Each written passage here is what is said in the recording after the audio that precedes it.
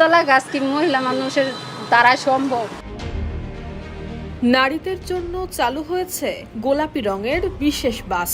উদ্দেশ্য ছিল কর্মজীবী নারীদের যাতায়াত আরও নিরাপদ এবং স্বস্তির করা।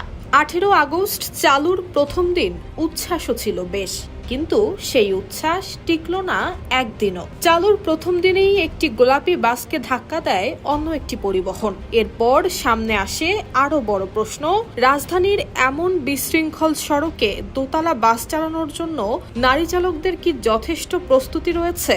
আমার দ্বারা সম্ভব না, আমি পারতেছি না, আমার শরীরটার সাথে আমার এই বাসটা যায় না। নারী চালকদের ভাষ্য, ব্যস্ত সড়কে নামার জন্য তাদের ছিল না পর্যাপ্ত প্রস্তুতি এবং সঠিক কর্মপরিকল্পনা। ফলে স্বস্তির বদলে তৈরি হচ্ছে অস্বস্তি। কেউ কেউ আক্ষেপ নিয়ে বলছেন, এই দোতলা বাস একজন নারীর দ্বারা চালানো সম্ভব না। এরই মধ্যে এক চালক আক্ষেপ করে বলেছেন, আমি পারছি না, আমার শরীরটার সঙ্গে এই বাসটা যায় না। এমন মন্তব্য মুহূর্তেই ছড়িয়ে পড়ে সামাজিক যোগাযোগ মাধ্যমে। মোট কথা, শুধু বাসের আকার নয়, সড়কের বিশৃঙ্খল পরিবেশ নিয়েও উদ্বিগ্ন নারী চালকরা।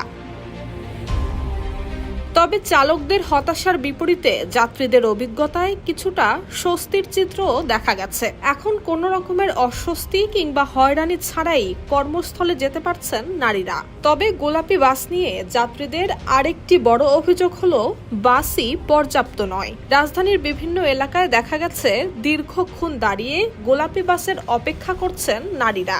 দিনে মাত্র 2টি ট্রিপ থাকায় অনেককেই পড়তে হচ্ছে ভোগান্তিতে। কখন বাস আসবে সেটাও জানেন না অনেক যাত্রী। তাই তাদের দাবি, শুধু বাস চালু করলেই হবে না, ট্রিপের সংখ্যাও বাড়াতে হবে। নারীদের জন্য আলাদা বাস চালুর উদ্যোগে যেমন স্বস্তির খবর আছে, তেমনই রয়েছে বাস্তবতার কঠিন চিত্র।